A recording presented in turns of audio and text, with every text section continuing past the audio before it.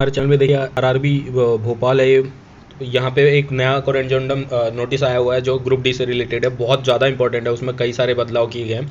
तो आप लोग आगे देखिए, इसमें देखिए यहाँ पे जो कोरेंजोंडम अमेंडमेंट है ये अगर आप डाउनलोड करेंगे तो ये आरआरसी ग्रुप डी के बारे में है, जिसमें बहुत सारे बदलाव किए गए हैं एक बार में। तो आप लोग देख लीजिए, जो अभी बदलाव किए गए थे उन सबको नकार दिया गया है। अभी आप लोगों को दिखा देता हूँ, देखिए क्या है यहाँ पे। देखिए यहाँ लिखा गया है सेंट्रलाइज एम्प्लॉयमेंट न्यूज़ RRC 1 2019। तो इसमें सबसे पहला चेंज किया गया था 15/3/2019, फिर पब्लिश किया 27/3/2019, फिर अमेंडमेंट करके 24/1/2022 तक। तो दोस्तों अब इन सब चीज़ों को कैंसिल कर दिया गया है और 24/1/2022 को लास्ट जो अमेंडमेंट हुआ था उसको भी देखिए is cancelled and therefore all amendment mention there in stand withdraw. तो उस सब चीज़ों को चेंज करके नया नोटिस बनाया गया है, उसके बारे में अभी आपको डिटेल से बता देता हूँ। देखिए इसमें क्या है, पैरा नंबर 8.4 है और डिटेल्स EWS के बारे में बताया गया, जो पहले दिया गया था कि उसी फाइनेंशियल ईयर का होना चाहिए था 18-19 का। 12/4/2019 रजिस्ट्रेशन जब तक चल रहा था उससे पहले फाइनेंशियल ईयर का होना चाहिए था, लेकिन अब उसको चेंज करके ये बताया गया है। देखिए आप लोग, उसको चेंज करके बोला गया है candidates who are not covered the year of the application for this central RRC the financial year 2019-20, 18-19, 12/4/2019 तक। तो जिनके पास अभी भी किसी भी फाइनेंशियल ईयर का अगर उनके पास EWS का सर्टिफिकेट है तो वो मान्य होगा, जैसे 2020 का है, 21 का है, 22 का है या फिर 19 का है, जब का भी, तो वो माना जाएगा क्योंकि वो लोग EWS कैटेगरी में आते हैं। दूसरा पॉइंट क्या है, calculation of normalisation marks multi session papers of details. तो इसमें क्या था, पहले नॉर्मलाइजेशन किससे होता था, multi purpose paper suitable normalisation apply to take an account any variety of the difficulty level of question paper across different sessions. The formula for calculating normalizing multi session mark papers is detailed below. तो पहले किसी और formula based technical considers किया जाता, अलग तरीके से किया जाता था, लेकिन अब पूरा चेंज हो चुका है और percentile score based normalisation method will be use. अब परसेंटाइल स्कोर के हिसाब से इसका नॉर्मलाइजेशन होगा। और इसमें क्या लिखा गया है देखिए, जैसे यूपीएसआई में परसेंटाइल बेस अभी नॉर्मलाइजेशन चालू था, तो वैसा ही हो गया है इसमें भी। इसमें document verification and enrolment candidates of the detail merit position case of same marks be used.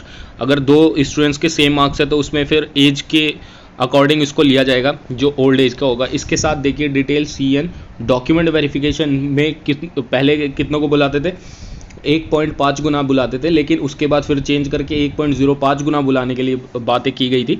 लेकिन उसके बाद अब नया कोरेंजोंडम आया जिसमें बोला गया कि 1.1, क्योंकि इसमें साफ बताया गया कि जब पिछली वेटिंग लिस्ट थी तो वेटिंग लिस्ट को ख़त्म कर दिया गया। और इसमें ये बताया गया है कि जो वेटिंग लिस्ट थी तो उसमें स्टूडेंट्स बोलते थे कि सर हमें भी वेटिंग लिस्ट में डाल रखा है तो हमें जॉब दीजिए, लेकिन वो पॉसिबल नहीं हो पाता था, तो इसीलिए इन्होंने वेटिंग लिस्ट ही ख़त्म कर दी, वेटिंग लिस्ट ख़त्म कर दी। इसकी जगह अगर उन्हें ज़्यादा स्टूडेंट्स चाहिए होंगे तो in case of shortfall of the employment of candidates और other RRC reserve the rights utilize the candidate down the merit list of the require the merit and the option of the candidates the however will not be confirmed। तो ये लोग merit को down कर देंगे, ठीक है।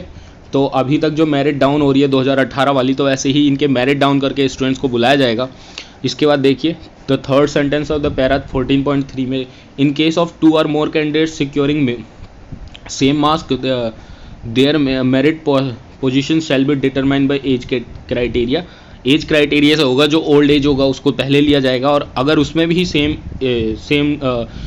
अगर date of birth हो रही है तो उसमें A to Z नाम के हिसाब से लिया जाएगा, मीन्स A को पहले B को बाद में।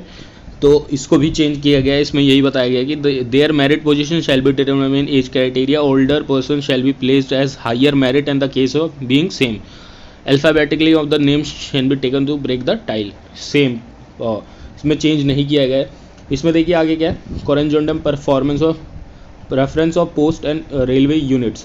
The last sentence of para, in case of short in employment of candidates of their exist RRC reserve the right to utilise the extra list of the candidates standby list. ये जो waiting list का था वो बताया गया। तो इसमें down the merit list, इसमें वही बताया गया कि स्टूडेंट्स को मेरिट लिस्ट डाउन करके फिर दोबारा बुला लिया जाएगा, लेकिन इसमें ऐसा कुछ भी नहीं करेंगे जिससे ये वेटिंग लिस्ट को वेटिंग लिस्ट को कैंसिल कर दिया गया है और मेरिट लिस्ट को नीचे किया जाएगा। जैसे अभी आपने देखा होगा कि मुंबई में 7-8 बार मेरिट लिस्ट डाउन गई है, पहले 78 की कट ऑफ गई थी, अब 72 के आसपास जनरल की कट ऑफ गई है। तो ऐसा ही होगा इसमें भी, लेकिन इसमें पक्का नहीं है कि कब कहाँ बुलाया जाएगा। Sub para 2 point vacancies, the post parameters qualification medical standard and stability of the post of PWD of various are post are included in CN। जो भी PWD और क्वालिफिकेशन और मेडिकल स्टैंडर्ड बताया गया था उसके हिसाब से जो चेंजेस किए गए थे अभी, तो उसमें क्या किया गया, the post parameters qualification standards of the PWD various of the including in the CN at annexure this will supersede the previous central RRC post parameter. तो इसमें जो मेडिकल स्टैंडर्ड था वो चेंज कर दिया गया। जैसे देखिए इसमें कहा, the designation of assistant postman appearing at any other places to be as the pointsman माना जाएगा। असिस्टेंट जो पॉइंट्समैन था उसको पॉइंट्समैन के नाम से चेंज कर दिया गया। और appearing at any other places in the detail RRC to be read as A1 बोला जाएगा। All other terms and conditions will be remain unchange. बाकी सारी चीज़ें अनचेंज है।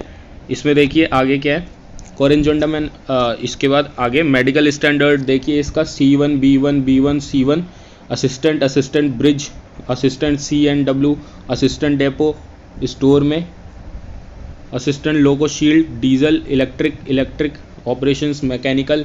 तो B1 ये जो स्टैंडर्ड है ये सब दिया गया है। उसमें जो प्रॉपर नोटिफिकेशन निकाला गया था तो उसमें स्टैंडर्ड टेस्ट दिया गया है। और इसमें देखिए सारे जो पॉइंट्समैन है, assistant sign and telecom, assistant track machine, ये सारी चीज़ें हैं, उन सब के बारे में बताया गया है। पोस्ट जब भी आप वेरिफिकेशन था, जो भी फॉर्म निकला था तो उस समय जो नोटिफिकेशन था उसमें बताया गया है। और उसके बाद ये जब चेंज किया गया तो B1 क्या स्टैंडर्ड है, C1 क्या है, और A2 A1 क्या है, A3 क्या है, ये सारी चीज़ें बताई गई हैं। आप लोग चाहिए होगा तो कमेंट बॉक्स में कमेंट कर दीजिएगा, मैं बता दूंगा।